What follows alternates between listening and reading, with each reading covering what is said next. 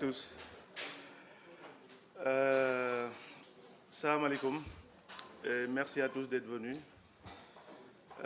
Merci, monsieur le directeur de la communication. Comme il a dit, hein, c'est horaire inhabituel, là. Mais les raisons qu'il a expliquées concernant l'avancement de la réunion du Conseil des ministres, nous étions obligés en tout cas de convoquer cette conférence de presse initialement prévue à 10 heures. Nous indiquons un peu plus tôt. Donc conférence de presse, comme nous l'avons dit, dafa nekk ci cadre annonce yu ñu defoon bi ñu ñëwee ci ministère bi concernant la publication provisoire de la liste des médias en conformité avec les dispositions du code de la presse. Ñu ñëw juste pour rappeler que ni bu ñu ñëwee ci ministère bi au mois de juin amoon na ay travaux de concertation yu amoon ak les différents acteurs des médias, que muy société civile, que muy organisation internationale, que muy l'ensemble des organisations syndicales ñi nga xam ne ñooy yëngatu ci wàllu presse bi. Et amoon na ay échange yu ñu amoon et échange yi li ci jugoon lu ci ëpp mooy que ñu mën a restructurer li nga xam ne moom la ñu woowee secteur de la presse. Et am nay engagement yoo xam ne État du Sénégal jëloon na ko à travers le ministère pour wax ne dina mettre en place un processus boo xam ne aboutissement bi mooy ñu publier la liste officielle ou la liste des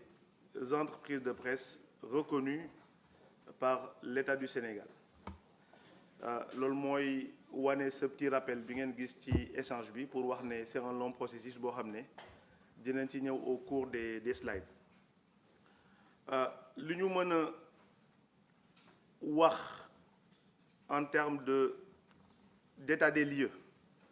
mooy bu ñu ñëwee pour restructurer fallait d'abord ñu càmbar lan lañ fi fekk. Donc bi ñu cartographier le secteur de la presse, nous avons dénombré 535 entités yi nga xam ne qui se disaient en tout cas en 2023 entreprises de presse. Moi je les appelle entités pour l'instant, tant que respecté wuñu dispositions yi nga xam ne moom le code de la presse teg pour que le Sénégal puisse reconnaître entités yooyu noonu comme étant des entreprises de presse. Bu ngeen gisee ci slide bi la répartition amoon na pour la presse écrite 50 organes, donc moo xam quotidien la wala hebdo wala muy mensuel. Mu am 150 presse en ligne mooy les sites d'information yi nga xam ne enregistré. Mu am 300 radio FM moo xam radio communautaire la wala radio publique ou radio privée, et 35 chaînes de télévision ñi nga xam ne aujourd'hui ils passent par la TNT. Bu ñu leen boolee ñoom ñëpp muy 535 organes wala entités yoo xam ne ñun bu ñu jëlee réew mi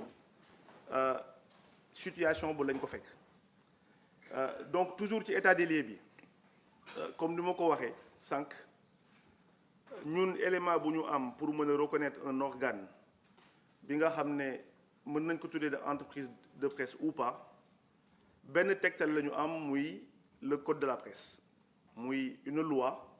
boo xam ne dafa wax toutes les structures audiovisuelles normalement à son article 94, toutes les structures audiovisuelles moo xam rajo la wala télé doivent être en conformité et disposer d'une autorisation délivrée par le ministère en charge de la communication. Su ngeen ubbee code de la presse di ngeen ko gis. Et constat bi ñu defoon à l'époque, c'est-à-dire 4 mois wala 5 mois ci ginnaaw, dañu rendre compte ne boo jëlee structures yi nga xam ne ñoom dañu présenter seen bopp comme étant des entreprises de presse, répondre ñu à cette disposition de la loi. Donc mën nañu wax ne daanaka amul woon entreprise de presse boo xam ne respecté na réglementation bi nga xam ne moom moo nekk en vigueur. Donc juste rek pour rappeler que damay dégg souvent ñu ne nouveau régime dafa am accointance ak la presse et cetera juste pour rappeler ñaari chose mooy article bi ma cité nii muy la loi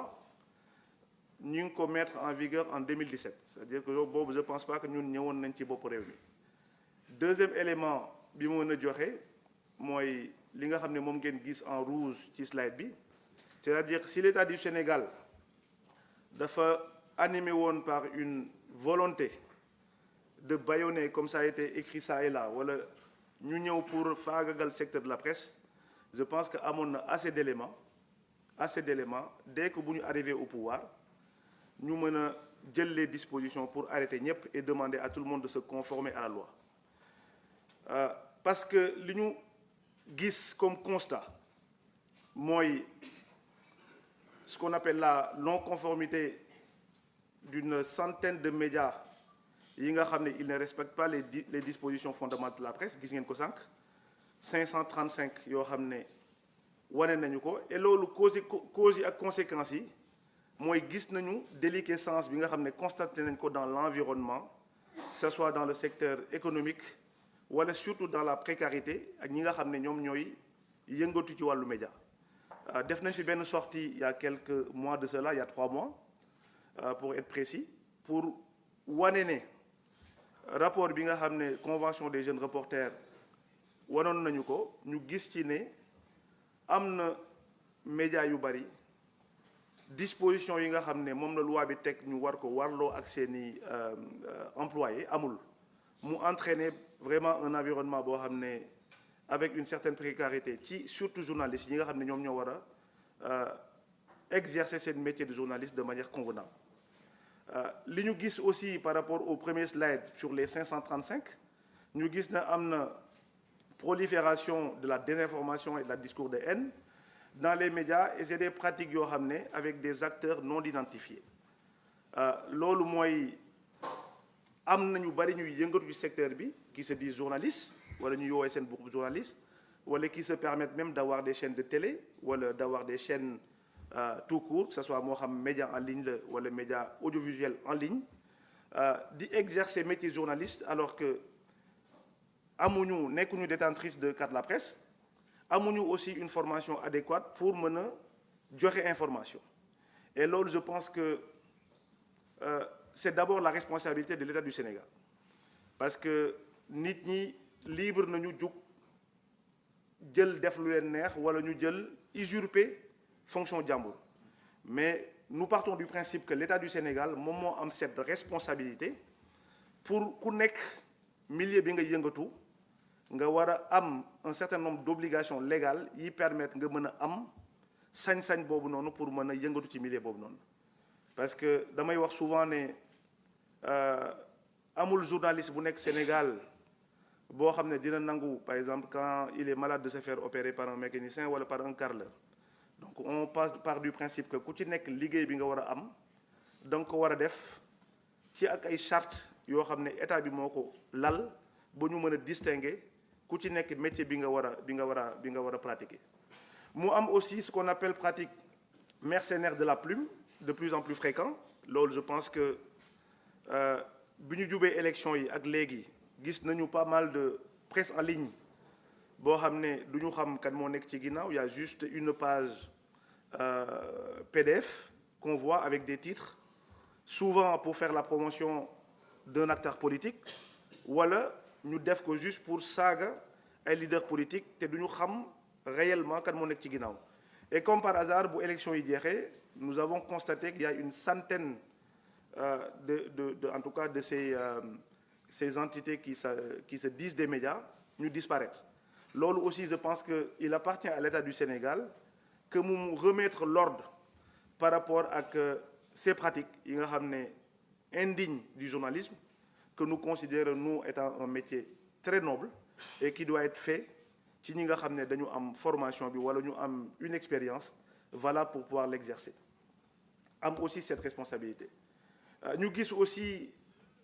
ci une répartition inégale li nga xam ne mooy li état bi di joxe en termes de financement en termes d'aide muy la FADP ñu gis ne lu mat plus de 500 médias prétendons nañu am cette aide-là, alors que bu ñu demee ba ci biir nous avons constaté que non seulement c'est des entreprises yoo xam ne existé wuñu légalement amuñu enregistré wuñu au niveau des services compétents yi nga xam ne boo naree tijji entreprise Sénégal ñoom ngay dem ñu jox la les documents administratifs bi nga xam ne moom moo lay permettre que am ces médias-là loolu aussi nous l'avons constaté. Juste pour ñëw ci état des lieux bi nous avons quand même entamé depuis quelques mois un long processus.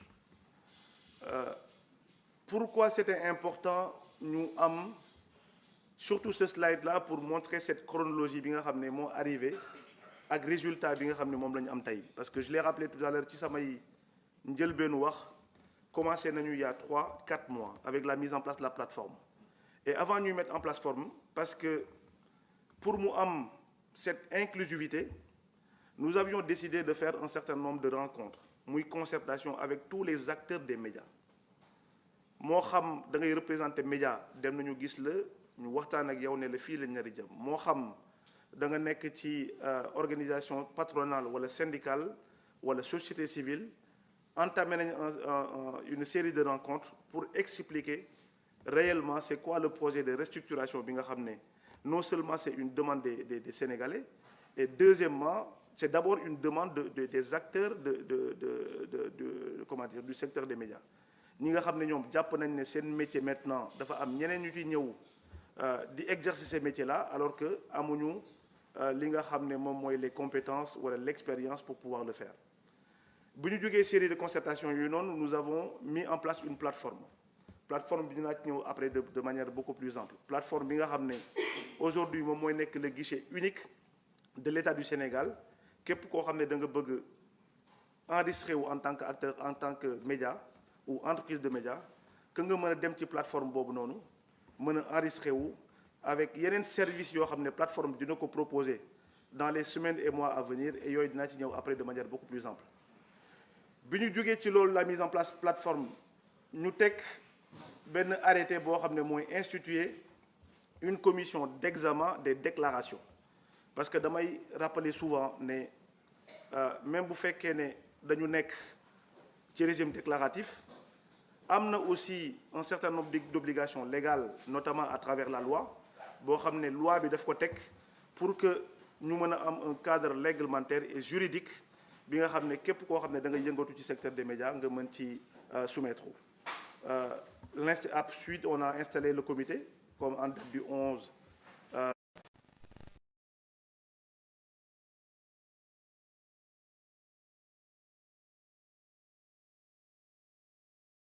ci sortie bu ñu mujjoon def